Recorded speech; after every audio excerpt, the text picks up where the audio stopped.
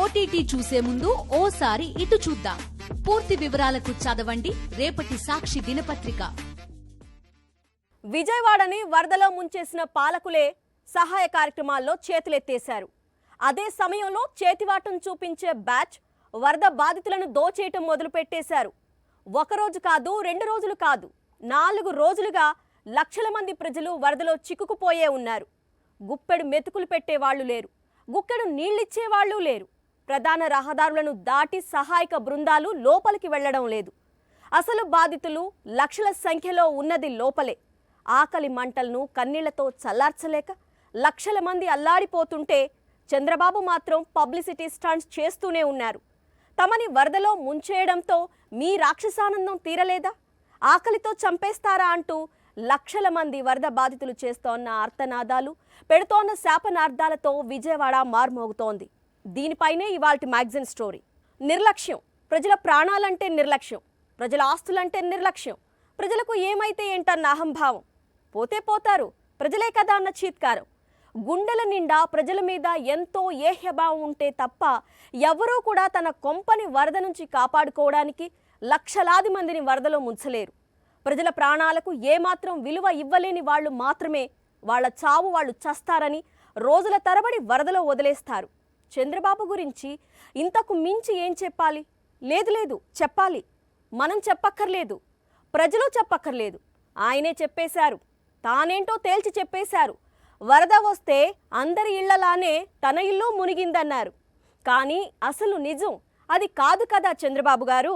మీ ఇల్లు నదిలో ఉంది కాబట్టి మునిగింది, మీ ఇల్లు మునగకుండా వెలగలేరు గేట్లెత్తేశారు కాబట్టి. విజయవాడ వరదల్లో మునిగిపోయిందా, లేక విజయవాడని వరదల్లో ముంచేశారా? ఈ ప్రశ్నకి జవాబు లక్షల మంది వరద బాధితులకు దొరికేసింది. 4 రోజులుగా తాము పెడుతున్న ఆకలి కేకల వెనుక ఉన్నదెవరో లక్షల మంది వరద బాధితులకు అర్థమైపోయింది. గొంతెండిపోతున్నా గుక్కెడు నీళ్లు దొరకని స్థితిలోకి తమను తోసేసిందెవరో వారికి అర్థమైపోయింది. కనీసం కాలకృత్యాలు కూడా తీర్చుకోలేక తాము అనుభవిస్తున్న నరకానికి కారణం ఎవరో లక్షల మంది వరద బాధితులకు అర్థమైపోయింది. ప్రచార యావలో మునిగిపోయి సహాయక కార్యక్రమాలు గాలి కొదిలేసిన చంద్రబాబే తన నివాసాన్ని కాపాడుకోవటం కోసం బుడమేరు వరదని విజయవాడకు మళ్లించారన్న నిజం వరద బాధితులకే కాదు, తెలుగు ప్రజలకు కూడా తెలిసిపోయింది. మొదటి నుంచి అటు చంద్రబాబు ఇటు టీడీపీ నేతలు బుకాయిస్తూ వచ్చారు. కానీ స్వయంగా చంద్రబాబు చేసిన వ్యాఖ్యలే అసలు నిజాన్ని చెప్పేశాయని రాజకీయ పరిశీలకులు విశ్లేషిస్తున్నారు. ఇంతకీ చంద్రబాబు ఏం చెప్పారో ఓసారి వినండి. మా ఇల్లు కాపాడుకోవడం నీళ్లు అక్కడ వదిలిపెట్టామంట, ముంచేసామంట. అందరిళ్ళకి నీళ్లు వచ్చాయి, అదేం పెద్ద బాధ లేదు. మా ఇంట్లో కొన్ని నీళ్ళు వస్తే వస్తాయి, మా ఇంట్లో కొన్ని నీళ్ళు వస్తే వస్తాయి. ఏమైపోతుందంటే దానికి వచ్చాయి, పోయినాయి. ఇల్లు కూలిపోతుందని పారిపోయానంట. కాలమ్స్తో కడితే, కాంక్రీట్తో కడితే ఆ ఇల్లు ఎవరిది, నాది కూడా కాదు, రెంటెడ్ ఇల్లు. విన్నారుగా, అందరి ఇళ్లకి నీళ్లొచ్చాయి, అదేం పెద్ద బాధ లేదట. అవును మరి, 4 రోజులుగా వరదలో చిక్కుకున్న 5 లక్షల మంది ప్రజలకు బాధ కానీ మీకేం బాధ ఉంటుంది చెప్పండి. ఆ తర్వాత చంద్రబాబు ఏమన్నారు? అందరిళ్ళకి నీళ్లు వచ్చాయి, అదేం పెద్ద బాధ లేదు. మా ఇంట్లో కొన్ని నీళ్ళు వస్తే వస్తాయి, మా ఇంట్లో కొన్ని నీళ్ళు వస్తే వస్తాయి. ఏమైపోతుందంటే దానికి అందరి ఇళ్లకి నీళ్లొచ్చినట్టే మా ఇంటికి కూడా నీళ్లొచ్చాయి, వస్తే వస్తాయి, ఏమైపోతుందండి దానికి, వచ్చాయి పోతాయి అంటున్నారు చంద్రబాబు. కానీ అందరి ఇళ్లకి నీళ్లొచ్చినట్లుగా మీ ఇంటికి నీళ్లు రాలేదు చంద్రబాబు గారు. మీ ఇల్లు కృష్ణా నదిలో ఉంది కాబట్టి మీ ఇంటికి నీళ్లొచ్చాయి. మరి విజయవాడని బుడమేరు ఎలా ముంచేసింది? కరకట్ట మీద ఉన్న మీ అక్రమ నివాసం మునగకుండా ఉండటానికి వెలగలేరు హెడ్ రెగ్యులేటర్ గేట్లను ఒక్కసారిగా ఎత్తేయటంతో విజయవాడని వరద ముంచేసింది. ఇంకా చంద్రబాబు ఏమన్నారో ఒకసారి మళ్ళీ వినండి. మా ఇల్లు కాపాడుకోవడం నీళ్లు అక్కడ వదిలిపెట్టామంట, ముంచేసామంట. అందరిళ్ళకి నీళ్లు వచ్చాయి, అదేం పెద్ద బాధ లేదు. మా ఇంట్లో కొన్ని నీళ్ళు వస్తే వస్తాయి. ఏమైపోతుందంటే దానికి వచ్చాయి, పోయినాయి. ఇల్లు కూలిపోతుందని పారిపోయానంట. కాలమ్స్తో కడితే, కాంక్రీట్తో కడితే ఆ ఇల్లు ఎవరిది, నాది కూడా కాదు, రెంటెడ్ ఇల్లు. విన్నారుగా, చివర్లో చంద్రబాబు ఏమన్నారో? ఆ ఇల్లు ఎవరిది, నాది కూడా కాదు, రెంటెడ్ ఇల్లు, రెంటెడ్ ఇల్లు. ఆ ఇల్లు నాది కూడా కాదు, అద్దె ఇల్లు అంటున్నారు. ఆ ఇల్లు తనది కాదని, ఎవరిదో అని చెప్పడానికి చంద్రబాబు ఎందుకు అంత ప్రయత్నిస్తున్నారు? ఎందుకంటే అది కృష్ణానదిలో అక్రమంగా కట్టిన ఇల్లు కాబట్టి. ఇప్పుడు అక్రమ నివాసం వరదలో మునుగకుండా ఉండటానికి 5 లక్షల మంది ప్రజల ప్రాణాలను ఆస్తులను పణంగా పెట్టేశారు కాబట్టి సాక్షాత్తు ముఖ్యమంత్రి అక్రమ నివాసంలో ఉంటున్నారా అని జాతీయ మీడియా మొత్తం ఎండగడుతుంది కాబట్టి శనివారం అర్ధరాత్రి బుడమేరు మీద ఉన్న రెగ్యులేటర్ గేట్లను కూడా ఎత్తేసాడు. చెప్పా పెట్టకుండా అర్ధరాత్రి 12 గంటలు దాటిన తర్వాత చెప్పా పెట్టకుండా బుడమేరు మీద ఉన్న రెగ్యులేటర్ గేట్లను సైతం గేట్లు పైకెత్తాడు. గేట్లు పైకి ఎత్తడంతో నీళ్ళన్నీ పూర్తిగా విజయవాడ వైపు రావడం జరిగింది. శనివారం ఉధృతంగా కూడా లెవెల్స్ పెరగడం మొదలుపెట్టాయి. నేను అడుగుతా ఉన్నా, ఎందుకు ఆ పరిస్థితి తీసుకొచ్చినారు అని. ఆ రెగ్యులేటర్ గేట్స్, బుడమేరు మీద ఉన్న రెగ్యులేటర్ గేట్స్ మీరు ఎందుకు ఎత్తాల్సి వచ్చింది? ఇంతకు ముందే దాన్ని 3 రోజుల ముందు నుంచే కింద ఎత్తి పెట్టుకొని ఉంటే ముందుగానే వెళ్ళిపోయి ఉండేటే కదా. నీళ్ళు ఒకటేసారి ఉధృతంగా వచ్చే పరిస్థితి ఉండేది కాదు. లేదా దాన్ని రెగ్యులేట్ చేసి ఉంటే కనీసం అక్కడ నుంచి డైవర్షన్ ఛానల్ నుంచి పోలవరం కెనాల్ నుంచి ప్రకాశం బ్యారేజీలోకి నీళ్లు వెళ్ళిపోయి అటు నుంచి అటు సముద్రంలోకి వెళ్ళిపోయి ఉండొచ్చు. కేవలం ఆ గేట్లు ఎత్తకపోతే చంద్రబాబు నాయుడు ఇల్లు మునిగిపోతుందని, చంద్రబాబు నాయుడు ఇల్లు కాపాడుకునే దానికోసం ఆ గేట్లు ఎత్తడం, విజయవాడ నగరాన్ని పూర్తిగా ముంచేసే కార్యక్రమం చేయడం, ఇది చంద్రబాబు నాయుడు గారు చేసింది. విజయవాడని వరద ముంచేయటం వెనుక ఎంత కుట్ర ఉందో, ఆ తర్వాత వరద బాధితులను రక్షించటం వెనుక అంత నిర్లక్ష్యం ఉంది, అంత అసమర్థత ఉంది. వరసి 4 రోజులుగా విజయవాడ మొత్తం ప్రాణాలను అరచేతిలో పెట్టుకుని బిక్కుమంటూ ఉంది. ఇదంతా నడుస్తున్న సమయంలోనే ఒకవైపు పబ్లిసిటీ స్టంట్స్ చేస్తూ మరోవైపు చంద్రబాబు కొత్త డ్రామాకి తెరతీశారు. విజయవాడ వరదలు తగ్గేదాకా తానింటికి వెళ్లనని పదే చెప్తున్నారు చంద్రబాబు. కలెక్టరేట్లోనే మకాం వేసి ఉంటానని గొప్పగా చెప్పుకుంటున్నారు. కానీ అసలు విషయం ఏంటంటే, ఎక్కడికి వెళ్లాలో తెలియని పరిస్థితుల్లో చంద్రబాబు ఉన్నారని పరిశీలకులు చెబుతున్నారు. ఎందుకంటే చంద్రబాబు నివాసం ఉంటున్న అక్రమ నిర్మాణం కరకట్ట బంగ్లాలోకి వరద నీరు ముంచెత్తింది. వేల సంఖ్యలో ఇసుక బస్తాలు తీసుకొచ్చి కరకట్ట బంగ్లాలోకి వరద నీరు రాకుండా అడ్డుకట్ట వేసేందుకు అధికార యంత్రాంగం నానాపాట్లు పడుతోంది. వరద ఉధృతి ఇంకా పెరిగితే కరకట్ట నివాసం పూర్తిగా నీట మునగటం ఖాయం. అందుకే కరకట్ట నివాసం నుంచి తన కుటుంబ సభ్యులను హైదరాబాద్ కు పంపించేశారు. చంద్రబాబు కరకట్ట నివాసంలో ఉండటం లేదు. లోకేష్ కూడా అక్రమ నివాసంలో ఉండటం లేదు. అక్కడుంటే వరద ముప్పు ఉంది కాబట్టి తండ్రి కొడుకులు ఇద్దరూ విజయవాడలో ఉండక తప్పని పరిస్థితి ఏర్పడింది. ఏదైనా స్టార్ హోటల్లో ఉంటే విజయవాడ శివార్లో ఇళ్లున్నప్పుడు స్టార్ హోటల్లో ఎందుకున్నారన్న ప్రశ్న వస్తుంది. కాబట్టి అటు ఇల్లు వరద ముంపులో ఉంది, ఇటు స్టార్ హోటల్లో ఉండలేని పరిస్థితి. దీంతో వరదలు తగ్గే వరకు ఇంటికి వెళ్లేదే లేదంటూ ప్రజల కోసం తామున్నట్లుగా అటు చంద్రబాబు ఇటు లోకేష్ కొత్త డ్రామాను మొదలుపెట్టారు. దీనికి తోడు 4 రోజులుగా ప్రచార ఆర్భాటం ఎలాగూ సాగుతోంది. చంద్రబాబు వెంటే అధికార యంత్రాంగం మొత్తం ఉండటంతో సహాయక కార్యక్రమాలను పరుగులు పెట్టించడం సాధ్యం కావటం లేదు. దీంతో లక్షల మంది వరద బాధితులు 4 రోజులుగా నరకం అనుభవిస్తున్నారు. ప్రాణాలు అరచేతిలో పెట్టుకుని బిక్కుమంటున్నారు. ఆకలి కేకలు పెడుతున్నారు.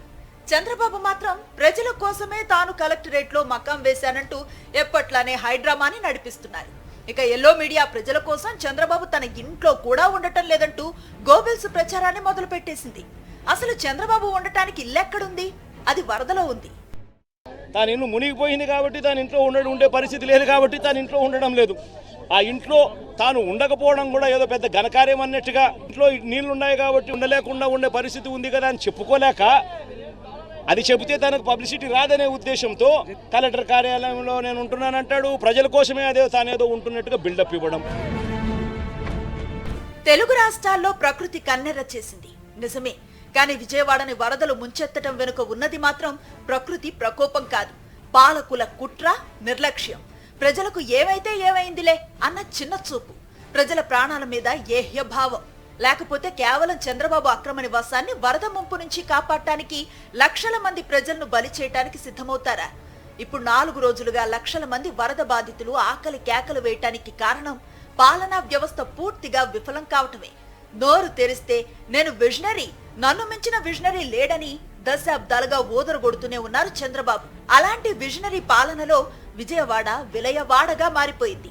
4 రోజులుగా ఆహారం, తాగునీరు అందక లక్షలాది మంది అల్లాడుతూనే ఉన్నారు. ఆకలితో సావాసం, దప్పికతో సహవాసం, రోజుల తరబడి వరద నీటితోనే సహవాసం. ఏలిన వారు ప్రజల ప్రాణాలను గాలికొదిలేశారు. వరద నుంచి బయటకు వచ్చే మార్గం లేక ప్రాణభయంతో లక్షల మంది క్షణమొక యుగంలా గడుపుతున్నారు.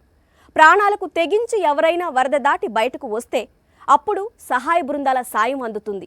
అంటే ఒక పాల ప్యాకెట్ కావాలంటే ప్రాణాలకు తెగించాలి, వరదను దాటుకొని బయటకు రావాలి. ఒక ఆహార పొట్లం కావాలంటే ప్రాణాల మీద ఆశ వదులుకొని వరద నుంచి బయటకు రావాలి. ఇంత సాహసం చేసినా సాయం దొరుకుతుందన్న ఆశ లేదు. చాలా చోట్ల అర లీటర్ పాల ప్యాకెట్టు 200 రూపాయలకు అమ్ముతున్నారు. ఒకవైపు మృత్యువు, మరోవైపు అందని సాయం. అన్నింటికీ తెగించి వరద నుంచి బయటకొస్తే దోపిడి. విజయవాడని విలయవాడగా మార్చిన పాలకులు ఆ తర్వాత కూడా ప్రజల విషయంలో అదే నిర్లక్ష్య వైఖరిని అవలంబిస్తున్నారు. నోరు తెరిస్తే 45 ఇయర్స్ ఇండస్ట్రీ అని చెప్పుకునే చంద్రబాబు సాక్షిగా లక్షల మంది వరద బాధితులు ఆకలి కేకలు పెడుతున్నారు. పాలనా వ్యవస్థ మొత్తం ఎంత ఘోరంగా విఫలమైందో తెలియాలంటే విజయవాడలో ఏ మూలకు వెళ్లినా అర్థమైపోతుంది. 4 రోజుల నుంచి లక్షలాది మంది ప్రజలు వరద నీటిలో చిక్కుకొని కొట్టుమిట్టాడుతున్నా ఇప్పటికీ వారికి సాయం అందటం లేదు.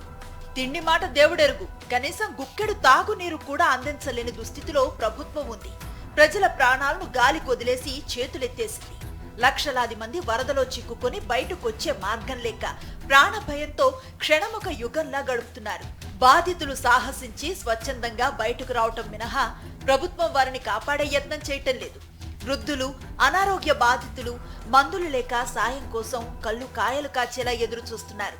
తమ వాళ్ళెక్కడున్నారో, ఉన్నారో లేదో అంతుబట్టక నరక యాతనను అనుభవిస్తున్నారు. ప్రాణాలకు తెగించి వరదలో నుంచి బయటకొచ్చిన వారికి మాత్రమే కనీసం ఆహారం అందుతోంది. కేవలం ప్రధాన రహదారుల మీదే ఆహారాన్ని అందిస్తూ ఉండటంతో లోపల ఉన్న లక్షలాది మందికి గుప్పెడు మెతుకులు, గుక్కెడు మంచినీళ్లు కూడా దొరకటం లేదు. చుక్క నీళ్ళు లేవు, మంచినీళ్ళు కూడా పిల్లలు అడిగి తెచ్చుకుంటున్నారు. ఆలేళ్ళ బాటిల్. మేము ఎంతకాలం పడాలి సార్ ఇబ్బంది? ప్రభుత్వం ఏం చేస్తుంది సార్? అసలు గెలిచే ముందు ఏమన్నారు, ఇప్పుడేమంటున్నారు? అసలు వచ్చి ఈ బురదలో పడేస్తున్నారు అన్నం. ఈ బురదలో ఎలా అండి తీసుకొని తింటారు?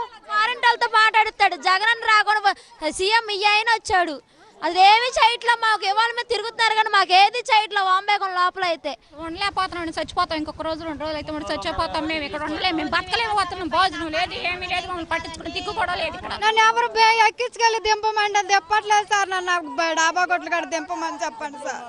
4 దిక్కులు అయిపోయాం సార్. నిన్నటి నుంచి ఏడుస్తున్నాను, ఎవరు నన్ను బోట్ ఎక్కించుకెళ్ళి తిప్పట్లేదు. ఒకరికి 4 ఓట్లు వేయించుకుని గెలిపించారు చంద్రబాబు. ఏం పీకుతున్నాడు ఇక్కడ?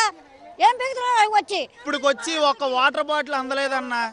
మా ఇళ్లలో ఆలేళ్లలో ఉన్న ఈ నీళ్ళే పట్టుకొని మరగబెట్టుకొని తాగుతాం. పైనుంచి ఇసిరేస్తున్నారు. ఇసిరేస్తే ఏం ప్రయోజనం? కింద పడంగానే పగిలిపోతున్నాయి. అయ్యే కుక్కల్లాగా ఏరుకొని తింటున్నాం. లాస్ట్కి కుక్కల బతుకులు అయిపోయింది. ఎలా తీసుకుంటాం? మట్టి మట్టి అసలు ఎలా తీసుకుంటాము? గాలికి ఎగిరిపోతున్నాం, పడిపోతున్నాం. మరి ఎలాగా? పిల్లల్ని వదిలేసి తిండి తిప్పలు లేక రాత్రి ఇచ్చారు. తెల్లరగట్ట సద్ది కంపు సద్ది పడిపోయి తినాల్సిన కర్మ మాకేంటయ్యా? మేము మీకు ట్యాక్స్ కట్టట్లేదా? చెయ్యట్లేదు. మాకు వరదలు వస్తే ఏ ప్రభుత్వం మమ్మల్ని ఆదుకుంటుంది? గెలిపించింది ఓట్లేసి ఇంటికేనా? ఏది టీడీపీ ప్రభుత్వం ఒక్కళ్ళు రాలా. బాగుండవు మా దగ్గరే. మాకు ఇక్కడ వాళ్ళందరి దగ్గర ఒక్కళ్ళనే వచ్చి మాకు సహాయం చేసిన వాళ్ళు లేరు. ఓట్లేసి గెలిపించుకుంది ఎందుకు? ఏమైపోయాడు ఇప్పుడు పవన్ కళ్యాణ్? ఏమైపోయాడు? విన్నారుగా వరద బాధితుల ఆర్తనాదాలు. అత్యంత నిర్లక్ష్యంగా ఏమాత్రం అలర్ట్ చేయకుండా వెలగలేరు హెడ్ రెగ్యులేటర్ గేట్లన్నీ ఎత్తేసి విజయవాడని వరదతో ముంచేశారు. అంతకు మించిన నిర్లక్ష్యాన్ని బాధితులను ఆదుకునే క్రమంలో ప్రదర్శిస్తున్నారు.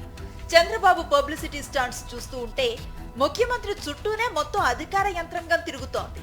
ఇక బాధితులను ఆదుకునేదెవరు?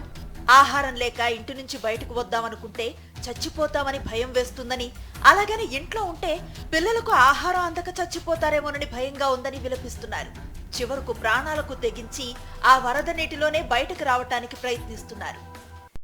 ఇన్ని 2 రోజులు ఫుడ్ లేదు, ఎలా ఉంటామండి? అసలు ఏం ప్రభుత్వం? అసలు అటు చంద్రబాబు నాయుడు ఇంట్లో కూర్చొని నిద్రపోతున్నాడు. చంద్రబాబు నాయుడు చాలా గొప్ప చేశాడండి. ఏం లోటు లేదండి. ఇంటింటికి భోజనాలు అవుతే డబ్బు కోట మొత్తం అన్ని సప్లా బాగా చేస్తున్నారు సార్. చెప్పుకోవాలండి. ఇప్పుడు 3 రోజులు అవుతుందంటే ఇప్పుడు అండి ఆయన ముఖం చూపించేది. ఇప్పుడు ఇప్పుడు జనాలు ఎంత జనాలని గోదాట్లో లాక్కిలు దాటేస్తామండి. దానికి బోట్లు వేయండి, బోట్లు రావండి. ఓట్లకు వచ్చి నిల్చుంటారు, ఈటప్పుడు మనకు రారు. ఆకలేసి పసిపిల్లలతో ఉన్నాం. చాలా దారుణంగా ఉందన్న. అందిన వాళ్ళకే అందుతున్నాయి. హెలికాప్టర్లోంచి తీసుకొచ్చి ఆ పార్కులో బురదలో పడేస్తున్నారు.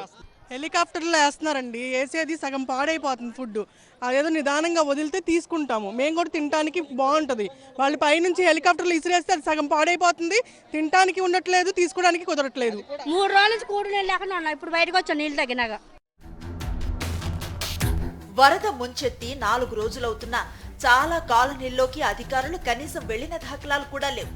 పేకల్లోతు నీళ్లలో చిక్కుకుపోయిన వారి సంఖ్య కూడా 1,00,000కు పైగానే ఉంది. వరద ప్రాంతాల్లో సహాయ చర్యలు అందకపోవడంతో ప్రభుత్వ తీరుపై ప్రజాగ్రహం కట్టలు తెంచుకుంటోంది. దీంతో లోపలి కాలనీలకు వెళ్లకుండా చంద్రబాబు జాగ్రత్త పడుతున్నారు. డివిజన్ కో మంత్రి, ఐఏఎస్ అధికారులు అంటూ హడావుడి చేస్తున్న వరద బాధితులు నిలదీస్తూ ఉండటంతో వారు కూడా మమ అనిపిస్తున్నారు. సహాయక చర్యలను సమర్థవంతంగా నడిపించడంలో, బాధితులందరికీ ఆహారం, తాగునీరు, పాలు అందించడంలో పాలనా వ్యవస్థ మొత్తం ఘోరంగా విఫలమయ్యింది. ప్రజల మీద పగబట్టింది ప్రకృత, పాలకుల? విజయవాడలో లక్షల మంది వరద బాధితుల కష్టాలను చూస్తే అందరిలో ఉదయించేది ఈ ప్రశ్నే. ఆ వివరాలు బ్రేక్ తర్వాత చూద్దాం. 1000 మంది కాదు, 10,000 మంది కాదు, 5 లక్షల మంది వరద బాధితులు. మరి పునరావాస కేంద్రాలు ఎన్ని అని అడగడానికి ఎన్నో లేవు. ఒకే ఒక పునరావాస కేంద్రం, అందులోనూ రోజుకు 200-300 మందికే ఆహారం అందిస్తున్నారు. అపార్ట్మెంట్స్, డాబాల్లో చిక్కుకున్న వారి సంఖ్య లక్షల్లోనే ఉంది. ఆహారం సంగతి దేవుడెరుగు, కనీసం కాలకృత్యాలు తీర్చుకునే వీలు కూడా లేక నరకం అనుభవిస్తున్నారు. ప్రాణాలకు తెగించి బయటపడిన వాళ్లకి ఎక్కడికి వెళ్లాలో తెలియని పరిస్థితి. ఎందుకంటే పునరావాస కేంద్రాలు లేవు. రోడ్ల పక్కన, రైల్వే ట్రాకుల పక్కన వేలాది మంది వరద బాధితులు చేరుతున్నారు. దాతలు ఇచ్చే ఆహారం, నీళ్లతో ప్రాణాలు నిలుపుకుంటున్నారు. ఎలాంటి విజయవాడని ఎలా చేసేశారు చంద్రబాబు అంటూ వరద బాధితులు తీవ్ర ఆగ్రహం వ్యక్తం చేస్తున్నారు. చంద్రబాబు అక్రమ నివాసాన్ని వరద నుంచి కాపాడటానికి లక్షల మందిని ముంచేయటం దగ్గర మొదలైన నిర్లక్ష్యం, కుట్ర ఆ తర్వాత అనేక మలుపులు తిరుగుతూ సాగింది.